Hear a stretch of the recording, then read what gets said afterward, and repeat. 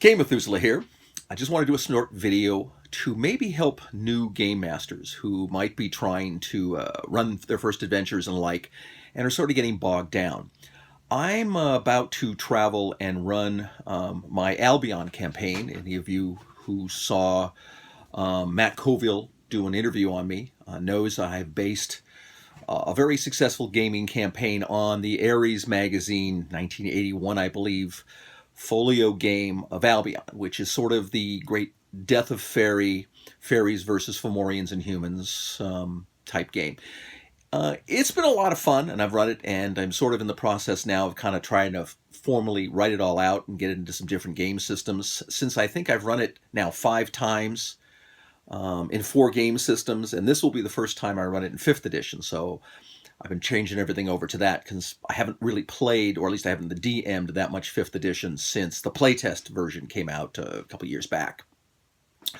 To that end, I sent down the pitch to the players that are going to be playing. Interestingly enough, I'm running for John DeShazer and some of his friends at work. The other people I don't know at all, but they work for a computer game company that has a pretty long-running MMO, so I'm betting they're pretty savvy on fantasy role-playing. John I've known over 20 years, and for some strange reason, and we really have never played role-playing before. I think the strange reason is back in the day we were playing lots of miniature games and collectible card games and board games because he was affiliated with my hobby shop back in the 90s. Anyway, I wanted to jot down some ideas that basically when I usually play for the first time with people, I kind of give them a pitch. And the pitch here is that 20 years have passed after the great Fomorian Elven War. The elves sort of won. They beat back the Fomorians and the humans, but their victory was Pyrrhic. 20 years have passed. The humans now are sort of rebuilding their settlement, and that's what the players start as. No elves, none of that. You can't start as elves in this campaign, at least initially. It seems like there's no one around. I mean, they're basically a frontier town on the Kingdom of Albion that has essentially been greatly diminished. Elves are kind of the great boogeyman that nobody ever sees. Fomorians are almost never seen anymore.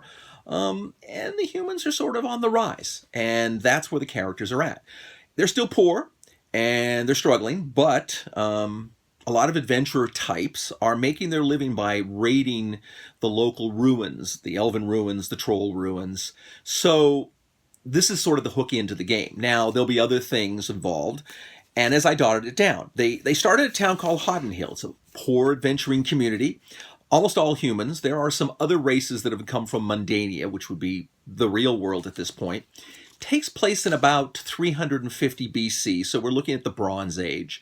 Not a lot of advancement and no influx from the Roman Empire, which does not come for quite a few hundred years. I'm kind of working on all these concepts to put together various modules, but I guess that's a story for another day. The characters arrive. However they meet, they wander around in the town and get to know each other and find out, are there any NPCs they need to acquire. There's a constant story about all the adventuring locations they can go to, the dungeons, and I have 2 dungeons prepared. Pretty much standard for me is I prepare 3 adventures, just so if people get off the rails, which often they do, I can pretty much accommodate wherever they want to go. And then if worse comes to worse, I can wing it, which I do pretty well. The thing that's brought up is apparently the old women in town, and many people are complaining that a lot of the children have disappeared, and they believe that it's the fairies that have stolen them off into the night. Now, if the players don't immediately bite on this and they continue, they want to go down and hack and slash in a dungeon, that's perfectly fine. But then other people will sort of share the pain. And then if still they're not interested in the main adventure, one night they'll hear a scream, they run out, they find some children being stolen off by some little bogans and fairies and pixies, and they can either fight them off or not, but somewhere along the line now they are in the hook. This is the sort of main adventure.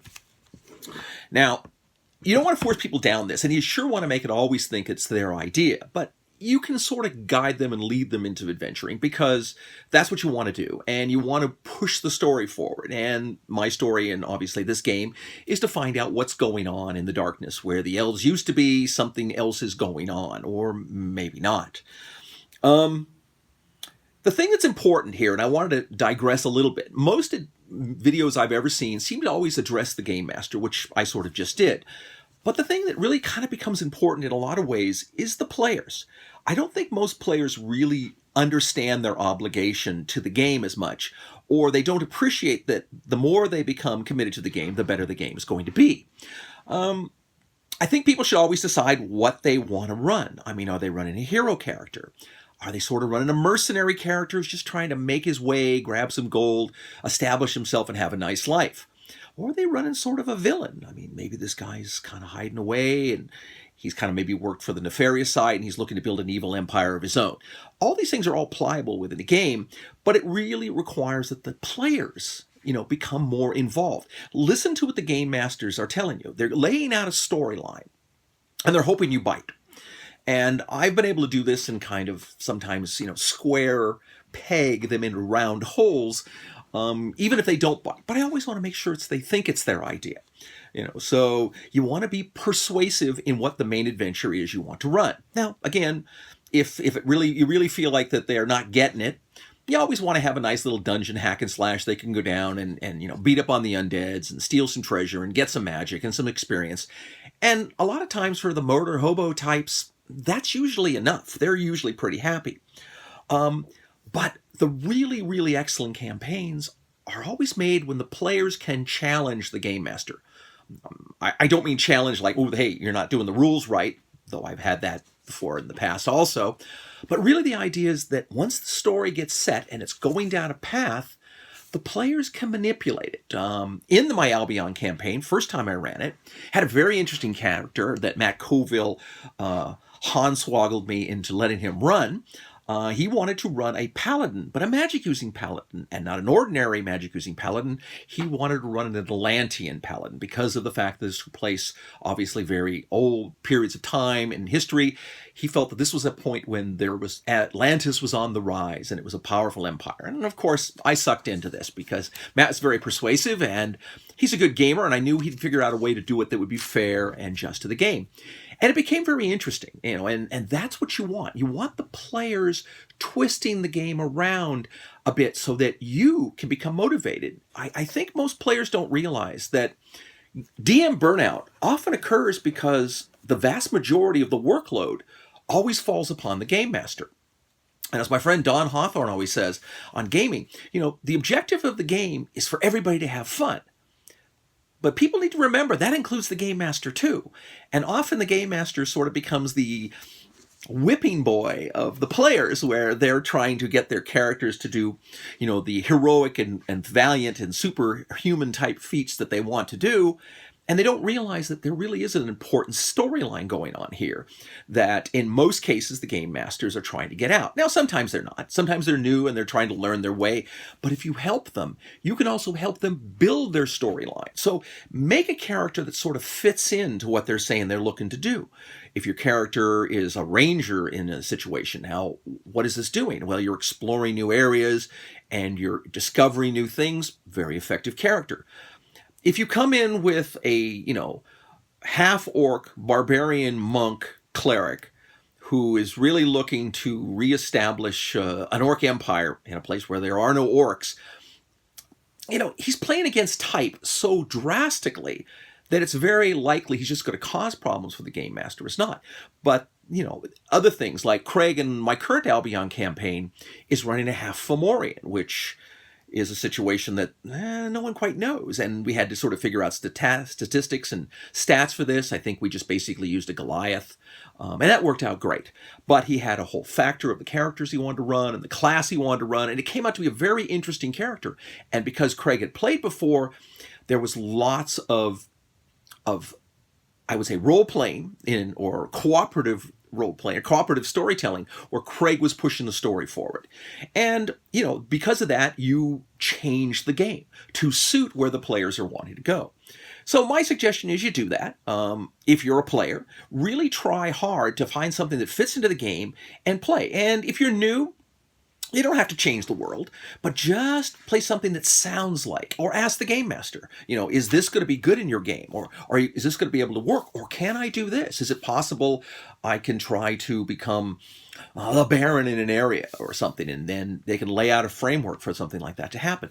But the more you become involved as a player in the game and making decisions on what's going to happen in the game, both the more fun the game's going to be for you, the more rewarding the game is going to be overall, and how much more excited the game master is going to be because he has a foil to design adventures with. We gave on our 5th edition where Craig's running an adventure, I have a nobleman bard. And I look at it and I said, well, okay, here's the deal. I am betrothed to a woman of an enemy faction, political faction. So, these people hate our country, but I love this woman. So how is this going to play out? Craig gives Craig's all kinds of options to sort of stick me in precarious positions where I could get problematic outcomes. And that's what you want to do. Provide abilities for the game master to provide you with games. Anyway, quick overview before I head out here to role play. I've got my favorite Dungeon Master shirt on, so I think I'm in pretty good shape. And at the end of this video, I'm going to take a picture and post it at the back of what miniature box I'm taking. Some people were confused of my miniature toolboxes. This is just basically a straight steel metal toolbox with a pull-out top. It's great because the top holds miniatures, the bottom holds miniatures, and it's fairly lightweight. But even at that, I can carry more than likely somewhere close to 80 to 100 figures, depending on their size, of course. And this is a pretty good starting box for somebody who's really new. So take a look at it, see what it likes. And we will be discussing more on gaming, more on painting here in the future. I'd like to do a little bit more on gaming so people don't just think I paint. But I'd like to discuss some different stuff. And I've had some friends who are talking about showing you some of their speed paint armies that they've made. Dana Hone's really interested in showing you that. I think I mentioned him last time. I'd love for you to see some of Don Hawthorne's stuff. He has got some incredibly beautiful armies that he speed painted. And they're stunning, and most people would wish they could paint as well as Don can speed paint. But anyhow, I'm going to get ready here and call this a quit. So until we meet again, fight me, devils, fight, for I hate peace. Have a good afternoon.